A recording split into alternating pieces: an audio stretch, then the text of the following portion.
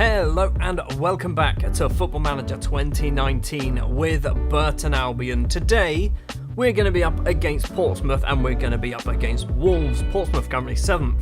Wolves down in 16th, just one place below us. And that's right, we've managed to win some games. Before we talk about the games, let's talk about a new signing, and it's Michael Obafemi. It's the second time we've signed Michael Obafemi.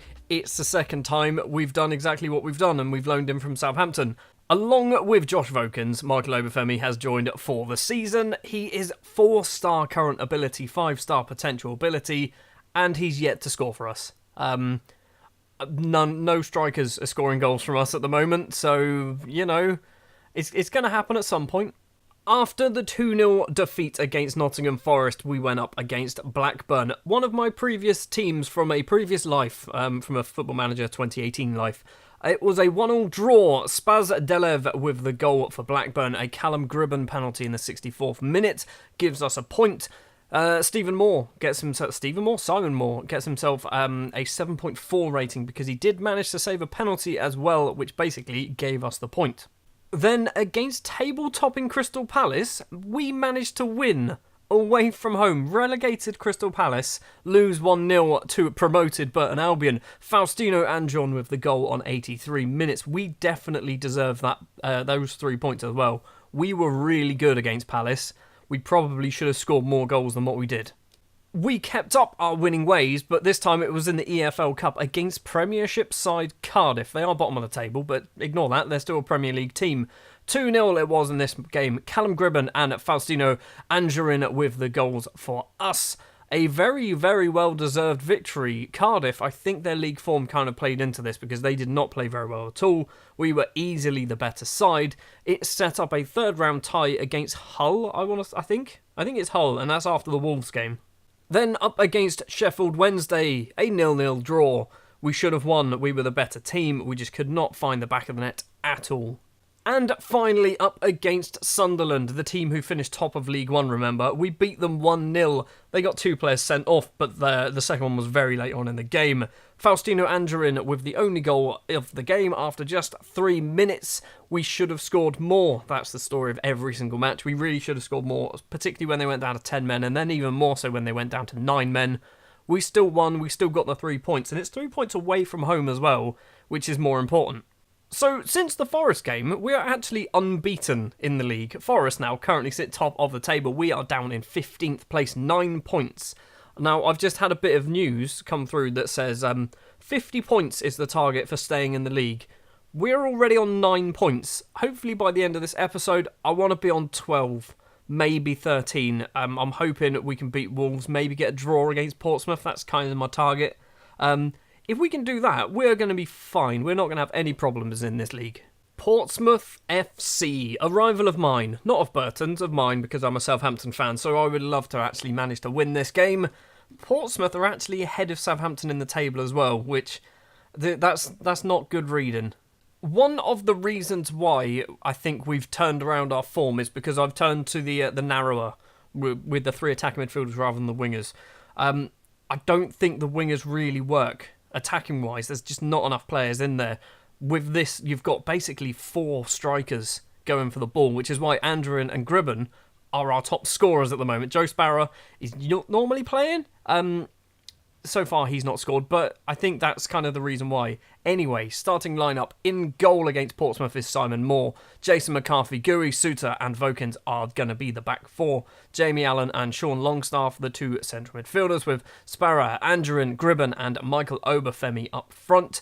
I feel sorry. Where is he? David Batty here. David Batty, get on the bench. I feel sorry for David Batty because he's actually very good. It's just Sean Longstaff is much better than him, so Batty's not going to get any games. Now, our home form, I don't think has been that good. So, I think both of our victories so far this season have been in away games against Palace and Sunderland. So, it would be nice to actually pick up a home victory. Against Portsmouth, high-flying Portsmouth, I'd say high-flying. They might not be expected to be that high up the table. I don't expect them to be that high up the table. They've also signed Bebe, formerly of Manchester United. Gribben with a free kick. McCarthy is there, and Jason McCarthy has hit the top of the bar. That would have been a great start. 20 minutes in, and so far, that Jason McCarthy effort is the only highlight we've had. Hold on, 25 minutes in. Angerin with the ball, Callum Gribben. Back to Joe Sparrow, actually. All the way across, Jake Vokins keeps it in play. The Southampton youngster crosses in, and Angerin is there. Vokins with the assist. It is 1-0 to Burton Albion. We are beating Portsmouth at home. We're actually going to win a home game. It's 25 minutes in, calm down. Angerin with his 4th goal of the season as well. I don't know what that's done to the league table. I should probably, rather than having that focus of attack, have the league table down there. Gribben's corner comes in. Gooey's there. Jamie Allen scored. We're 2-0 up. Norwich are 3-0 up against Blackburn. I don't know why I decided to tell you that. We're 2-0 up against Portsmouth. I want to see what the league table is, because that is going to be helping us out massively. League table. There it is. Where are we now? 14th. Really? We've gone up 1 place. We've gone up 1 place. Oh no, 13th apparently. Malone with a throw on for Portsmouth. McCarthy's head forward. Angerin gets the ball.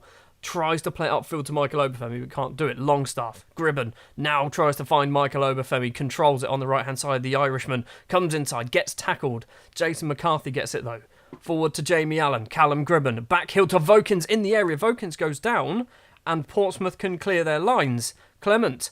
Cross-field ball. Gooey heads forward. Joe Sparrow. Back to John Suter. Or Harry Suter, not John Suter. Vokins. Obafemi, what's going on? McCarthy's got it on the right-hand side. There's no one in the box. Now players are getting in there. Jamie Allen, Sean Longstaff. Vokins goes for goal. He's hit the post. Obafemi's there, and he can't get it either. It's going to be a corner. This has suddenly turned into a very exciting game of football. Gribben's corner comes in. Sparrow's there, and it's just gone wide of the post. Corner for Portsmouth. Comes in, Curtis gets it, goes for goal, and Ronan Curtis makes it 2-1. That is very much against the run of play. We are still in front, but that is disappointing. Half-time then, and we have been all over Portsmouth, but just 3 shots on target. If we can start getting those shots, some of those 13 shots actually on target, we might be about 4-1 up. I've done no subs at half-time. I'm going to keep everything the same because it seems to be working. Michael Obafemi will probably be coming off at some point because he's a striker, and they don't score any goals. 65 minutes in, and now is the time. Marvin Sordell for Michael Obafemi. Nothing's happened in the second half, which I'm kind of okay with. No one's really even had any shots. We've had 3 more on target. McCarthy to Allen. Allen back to McCarthy. Angerin. Jamie Allen again takes a number of touches, goes for goal. It was a terrible effort. And McGilvray with an easy save for Portsmouth. Francis clears upfield. Suter heads forward though. Madison back forward for Portsmouth. Clement. Marcus Madison runs forward. He's going to have to go out wide to Linden. Linden's going to cross it in if he can get round his man. Does cross it in. Pugh is there, and we are 2-2. Mark Pugh at the back post makes it 2-2. What has happened there? We're going to get FM'd, aren't we? We're actually going to get FM'd. They've had 3 shots and scored twice. McCarthy, Angerin head forward. Marvin Sordell's gone down. We've got a penalty. We do have a penalty. Sordell is the one to step up and take it. Oh no, Marvin Sordell has not scored in about 14 years. Steps up, puts it into the back of the net. Good man, Marvin Sordell. His first goal of the season. We've got 20 minutes left to play. I'm thinking we might need to do a sub or 2. Longstaff off for Daniel Batty. He's going to be making his actual Burton Albion debut. I'm also going to bring off Callum Gribben for Regan Charles Cook, who has returned from his injury. Final 5 minutes of the game. Allen with a corner for Burton. It's deep. Angerin's there. It's cleared, and no one's going to get that, so it's going to be a throw-on. We've got 3 minutes left to play. Throw-on to be taken by Vokins. Angerin to Charles Cook. Back to Angerin. Back to Vokins. They're passing it, not getting anywhere. Charles Cook in the area. Jamie Allen now. Sparrow takes a few touches. Allen across to Jason McCarthy, who has acres of space. Crosses in. Angerin was there, but the keeper gets there first. 5 minutes of injury time, and nothing's happened. So this is looking like it is going to be a 3-2 victory against Portsmouth, which is going to be a very good result. Toffolo with the ball. Naylor across. Regan Charles Cook can clear it into our own dugout, and the full-time whistle goes, and what a victory that was. 3-2, a Marvin Sordell penalty wins it. We shouldn't have conceded that Mark Pugh goal. We shouldn't have conceded the Ronan Curtis goal either. Doesn't matter, we've got the 3 points that we needed. Burton maintain unbeaten record. I never thought I would see that, not this early on into a championship save just after we've been promoted. Yes, there's a 0-0 draw and a 1-0 draw in there, but we've still got 3 wins in our last 5 games. The league table looks like this. We're up into 13th place, starting to put a distance between ourselves and 18th, basically. There is, 6 points between us and 18th. So we are starting to actually clear away. Does the season preview change? It hasn't done. I don't know whether this does change as time goes on, because surely, if it gets to the end of the season we're like 12th, then surely we shouldn't be predicted to finish 23rd. Up next, we have a visit from Wolverhampton Wanderers. Tim Sherwood's Wolverhampton Wanderers. They are going to be very good. They are going to be a lot better than Portsmouth are. Look at some of their key players. Leander Dendoncker is ridiculous. Is he there in real life? I don't know. Yes, he must be. They've loaned him. Yeah, Dendoncker's ridiculous. Who's Jack O'Connell? Oh, wow. Okay, Jack O'Connell was very good. Currently, Sheffield United player in real life. Not going to be an easy game. The transfer window may be closed, but that doesn't stop us signing players on free transfers. We have just signed 18-year-old former Blackburn youngster Dale Skaysbrick.